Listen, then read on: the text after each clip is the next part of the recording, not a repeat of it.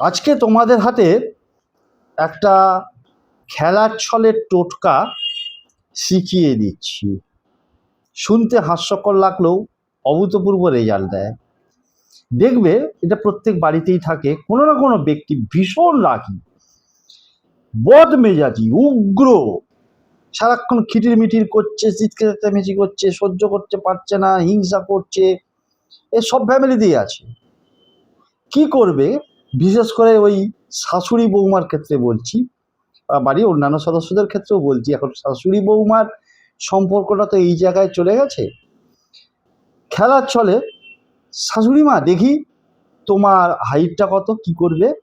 যে কোনো রঙের একটা সুতো নেবে, সুতোটাকে তার উচ্চতা মাথা থেকে পা পর্যন্ত মেপে নেবে।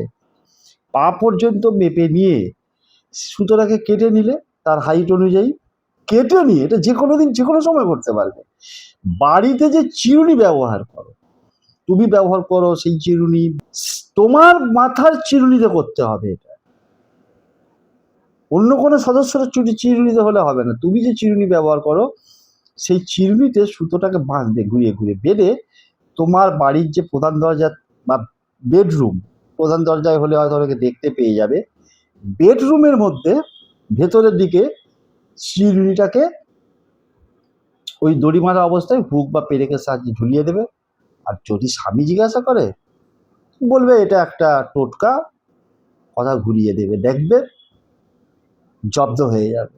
শাশুড়ি বৌমার সম্পর্ক, বিশেষ করে অন্যান্য সম্পর্ক তো হবেই, কিছু দুষ্টু লোক সব পরিবারেই থাকে, তারাও জব্দ হয়ে যাবে। করে দেখো, রেজাল্ট পাবেই পাবে।